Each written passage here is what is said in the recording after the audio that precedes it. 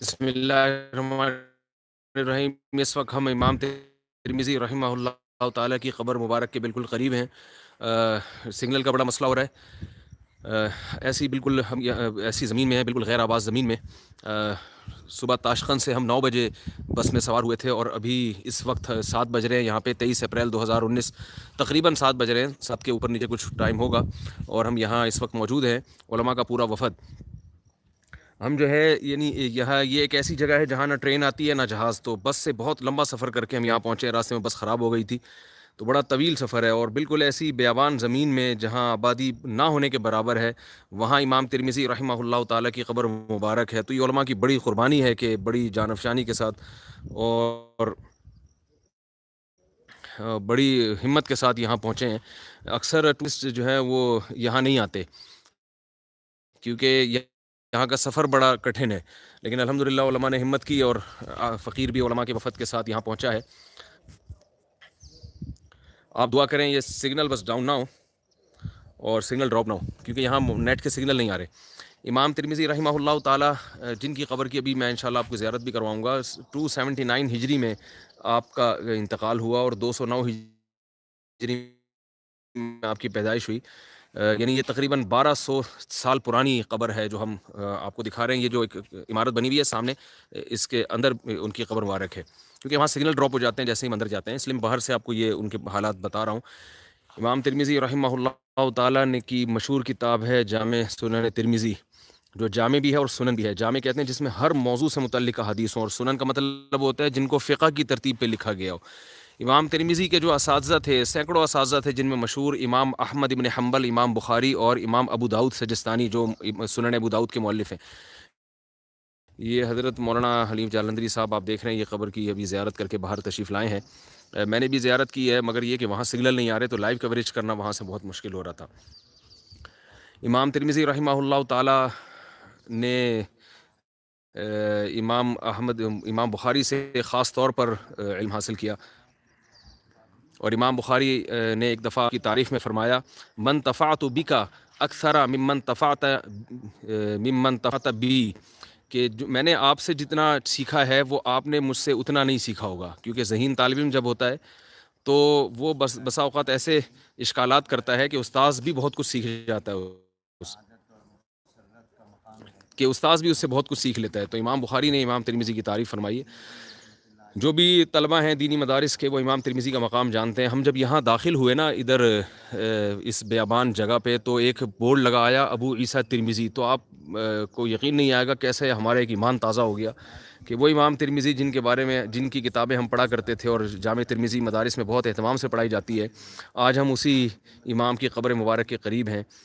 تو کس طرح ان لوگوں نے دین کی حفاظت کی، اور یہ 1200 سال پرانی، میں آپ کے سامنے تقریباً 1300 1200 سال 1150 سال پرانی آپ کے سامنے تاریخ پیش کر رہا ہوں۔ یہ اسی طرح کے لوگ تھے، کس طرح اللہ نے ان کو دین کی وجہ سے نوازا کہ آج اتنی دور سے، ساؤتھ افریقہ سے، پاکستان سے، کراچی، اسلام آباد اور مکہ اور مدینہ سے اور لندن سے بھی لوگ آئے ہوئے ہیں، وہ ان کی قبر کی زیارت کے لیے، ایک ایسی جگہ پہ جہاں کوئی بھی نہیں ہے، ان کی قبر کی زیارت کے لیے حاضر ہوئے ہیں۔ تو یہ وہ لوگ ہیں جن کا دنیا سے جانے کے بعد بھی اللہ نے نام زندہ رکھا ہے۔ جامع ترمذی کی کچھ بڑی اہم خصوصیات ہیں جو دیگر حدیث کی کتابوں میں نہیں ہیں۔ اس میں ایک تو خصوصیت یہ ہے کہ امام ترمذی حدیث ذکر کرنے کے بعد اس کی بہت ڈیٹیل میں اس کے حسن صحیح، حسن ہے یا صحیح ہے، یا حسن صحیح دونوں ہے، یا غریب حدیث ہے، یہ بڑی اہتمام سے بیان کرتے ہیں۔ اس کے بعد امام ترمذی فقی یعنی یہ بھی نقل کرتے ہیں کہ اس مسئلے میں کن کن علماء کا اختلاف ہے اور اس میں دیگر علماء کی کیا رائے ہے،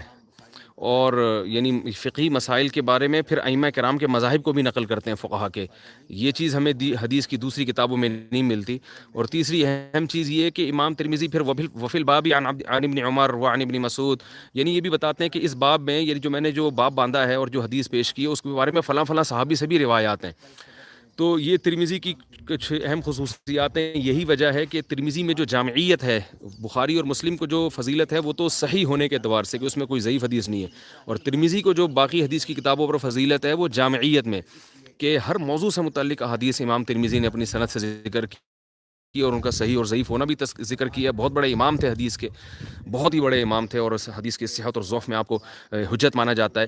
اور مدارس میں سب سے مشکل ترین کتاب جو پڑھائی جاتی ہے حدیث کی، وہ جامع ترمذی سمجھی جاتی ہے۔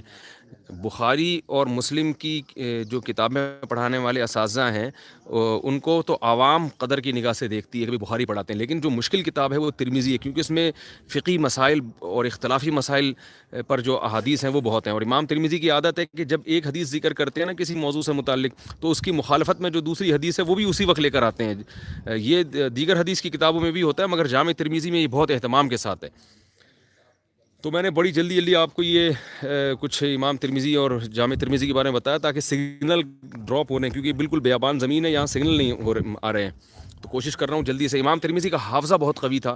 ایک مرتبہ امام ترمذی سفر میں تھے تو ان کو پتہ چلا کہ دو ایسے مشائخ میرے ساتھ قافلے میں ہیں جن سے میں حدیثیں نقل کرتا ہوں، تو امام ترمذی نے ارادہ کیا کہ وہ ان دونوں مشائخ کے پاس جا کر حدیث ان کے سامنے پڑھیں تاکہ سند اور مضبوط ہو جائے۔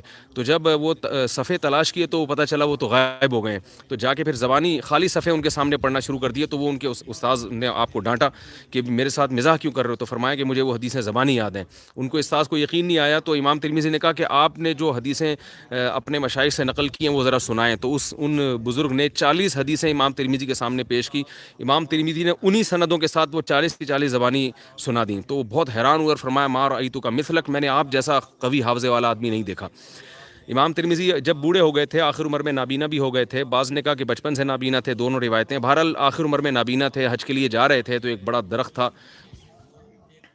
ایک درخت تھا کسی زمانے میں ہوا کرتا تھا جہاں سے حاجی لوگ سر جھکا کے گزرتے تھے تاکہ اس کی ٹہنیاں سر پہ نہ ٹکرائیں۔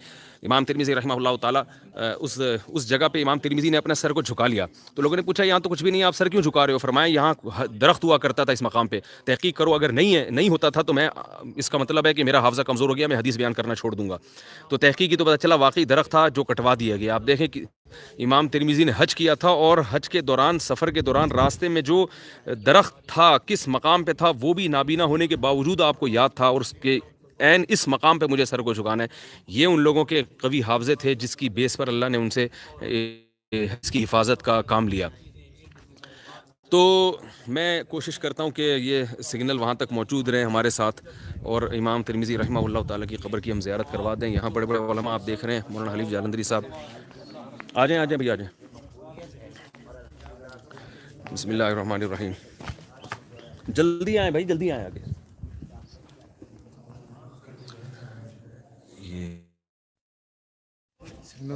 سگنل ڈراپ ہو گئے تھے اندر، دوبارہ میں کوشش کرتا ہوں تھوڑی سی قبر مبارک کی زیارت کروا دیں سب کو۔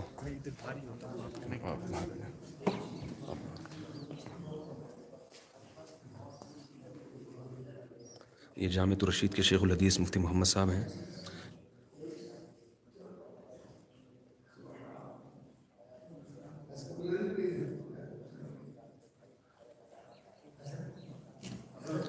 امام ترمذی کا نام تھا محمد ابن عیسیٰ،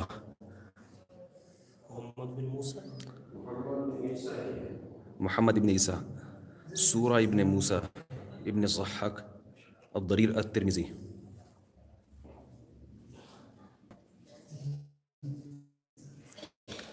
ٹو 79 ہجری میں یہ قبر، اس قبر مبارک میں آپ کو دفنایا گیا، اور اب 1440 ہجری چل رہا ہے، 1440، اور 279 میں آپ کو یہاں دفن کیا گیا، تو آپ تقریباً 1150-1200 سال پرانی خبر بھائی ہے۔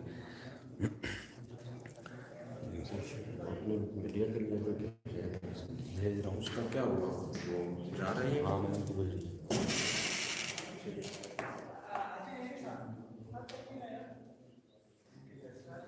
یہ خوب ذہن میں رکھیے کہ قبروں کو پختہ کرنا اور سنگ مرمر کی قبریں بنانا، اونچا کرنا، یہ کسی طرح بھی جائز نہیں ہے۔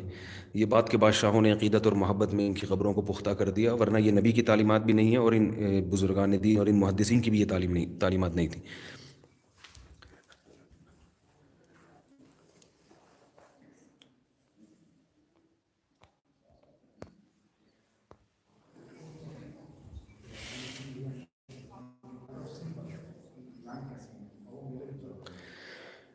ہم جب بیابان علاقے سے یہاں یعنی سمرقند سے یہاں پہنچے ہیں،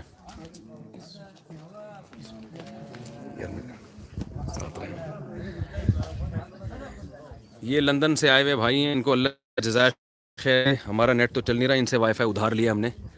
یہ تھوڑا سا تگڑا وائی فائی ہے ان کا، تو ان کو میں ساتھ چپکا کے رکھ رہا ہوں. بھائی بھاگو نہیں یار، یہ کہیں بھی ادھر ادھر جاتے ہیں سگنل غائب ہو جاتے ہیں، اور ویسے بھی نیٹ بہت کمزور ہے یہاں پہ.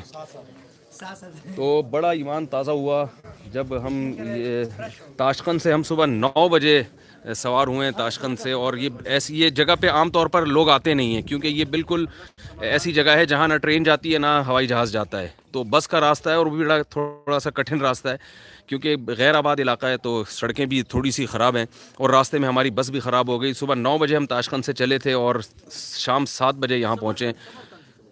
تاشقند نہیں، سمرقند سے چلے تھے، اور شام 7 بجے تقریباً ہم یہاں پہنچے. تو بڑا ان علماء کی بڑی قربانی اور محبت ہے. آگے کتنے کلومیٹر کے بعد ترمذ شہر ہے؟ 60 کلومیٹر، تقریباً 1 سے 1.5 گھنٹے کی ڈرائیو ہے. آگے ترمذ شہر ہے، لیکن ترمذ شہر سے 1 گھنٹے کی فاصلے پر یہ امام ترمذی رحمہ اللہ تعالیٰ. آپ دیکھیں صحاح ستہ کے مؤلفین میں سے ایک مؤلف ہیں امام ترمذی، اور جامع ترمذی بڑی مشہور کتاب ہے، جگہ جگہ آپ نے پڑھا ہوگا رواہ الترمذی. جی نماز مغرب اور ترمذ کے جو امام ہیں یہاں کے. اچھا، یہاں مسجد کے امام ابھی مغرب کی نماز پڑھائیں گے انشاءاللہ، ہم ان کے پیچھے نماز پڑھیں گے. رشیا نے ان علاقوں پر تسلط قائم کیے رکھا اور یہاں سے اسلام کو ختم کرنے کی کوشش کی. وہ علاقے جہاں سے علم کے چشمے پھوٹے تھے پوری دنیا میں، اور جہاں سے حدیث اور فقہ اور جو ہے وہ اس کی بنیادیں رکھی گئیں، اور پوری دنیا میں جہاں سے جو علمی مراکز تھے اور لوگ آ کے یہاں سے علم سیکھا کرتے تھے. تو لیکن اللہ کا بڑا فضل ہے کہ یہ رشیا کے تسلط سے آزاد ہوئے یہ علاقے. اور اس میں بار بار کہتا ہوں افغانیوں کی قربانیوں کو کبھی نہیں بھولنا چاہیے. لوگ روس امریکہ کی جنگ کہہ کے بڑے آرام سے اس کو نظر انداز لوگ اسے روس امریکہ کی جنگ کہہ کے بڑے آرام سے جو ہے نا وہ پی جاتے ہیں. یہ نہیں دیکھتے کہ اس میں قربانی دی کس نے ہے. 16 لاکھ سے زیادہ افغانوں کا خون بہا ہے اس جنگ میں، اور انہوں نے روس کے سامنے ڈٹ گئے تھے، جس کا نتیجہ ہے کہ یہ علاقے آزاد ہوئے. اور ہمیں بھی ان علاقوں کی زیارتوں کی سعادت نصیب ہو رہی ہے، اور اپنے اسلاف کی یادگاریں ہمارے دماغوں میں تازہ ہو رہی ہیں. تو میں بتا رہا تھا کہ جب ہم اتنا لمبا سفر کر کے پہنچے یہاں پہ، اور راستے میں بس بھی خراب ہو گئی، تو ہماری تھکاوٹ اس وقت اتری جب ایک بہت بڑا دروازہ تھا، ایک اس کے اوپر یہ لکھا ہوا تھا ابو عیسیٰ ترمذی. تو بس میں بتا نہیں سکتا کہ کیا جذبات تھے ہمارے اس وقت، کہ ایک آنکھوں سے بس یعنی سب کی رونے کی سی کیفیت ہو رہی تھی کہ وہ اللہ نے کیسا ان لوگوں کو بلند مقام عطا کیا کہ آج 1200 سال کے بعد بھی ان کا نام الحمدللہ زندہ ہے. اور یہ انہی کی برکتیں ہیں جو آج فضا میں اذانیں گونج رہی ہیں.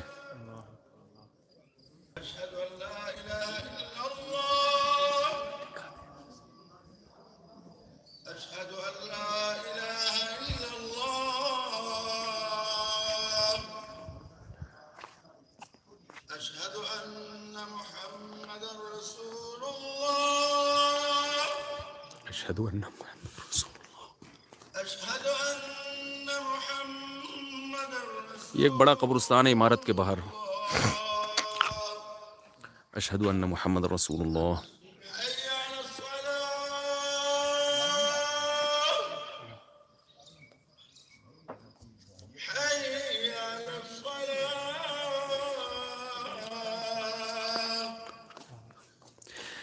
اس اذان سے الحمدللہ ہماری آنکھیں تر ہو رہی ہیں.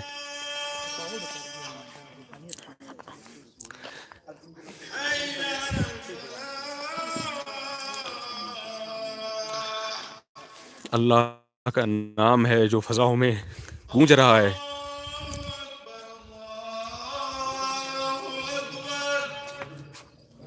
اللہ اکبر، اللہ اکبر.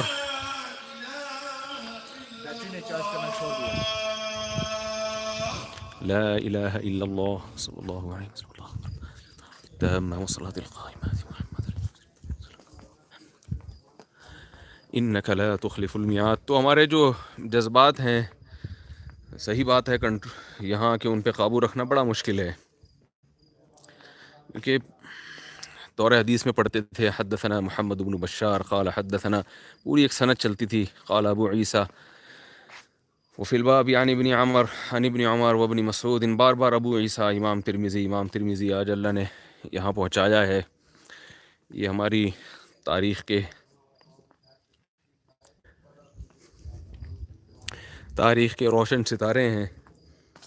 اللہ تعالی ہمیں بھی ان کے نقش قدم پہ چلنے کی توفیق عطا فرمائے. انہوں نے دنیا کو لات ماری اللہ کے لیے، اور پوری ہم اتنا لمبا سفر کر کے یہاں پہنچے. ہم ساتھیوں سے کہہ رہے تھے کہ یہ لوگ اس زمانے میں کیسے سفر کرتے تھے. ہمارے لیے بس میں سفر کرنا مشکل ہے. یہاں سے بغداد بھی جاتے تھے، مکہ بھی جاتے تھے. امام ترمذی امام بخاری سے ملنے بخارا گئے. یہاں سے بخارا اچھا خاصا دور ہے، بہت فاصلے پر ہے. کیسے یہ لوگ، اور راستہ پہاڑی ہے، کیسے یہ لوگ ان راستوں کو طے کرتے ہوں گے. اور ایک ایک حدیث کے لیے ان کو پتہ چلتا تھا. مصر میں کوئی شیخ ہیں جو حدیث بیان کرتے ہیں تو مصر چلے گئے، وہاں سے پتہ چلا عراق میں کوئی ہیں تو عراق چلے گئے. اور ایسے اتنے ملکوں کا سفر کر کے انہوں نے کتابوں کی تالیف کی ہے. اور آج ہم بیٹھ کے ایک حلوہ کھا رہے ہیں ان کی محنتوں سے. بیٹھے بیٹھے گھر میں نیٹ پہ کوئی حدیث ڈالتے ہیں، ہمارے ساتھ جاتی ہے. نماز کھڑی ہو رہی ہے، ہم انشاءاللہ نماز پڑھتے ہیں. بس انہی کلمات کے ساتھ اختتام کرتا ہوں. اللہ تعالیٰ ان مشائخ کو پوری امت کی طرف سے جزائے خیر عطا فرمائے. ان کی قبروں کو اللہ نور سے بھر دے، اور ان کے درجات میں اللہ تعالیٰ اور زیادہ بلندی عطا فرمائے. بھائی وہ لوگ پوچھ رہے ہیں لندن والے جو ساتھی ہیں، ان کا نام کیا آپ بتا دیں. کیا نام ہے آپ کا؟ محمود زاہد. محمود زاہد صاحب ہیں. وہی ان سے میں نے وائی فائی ادھار لیا ہوا ہے.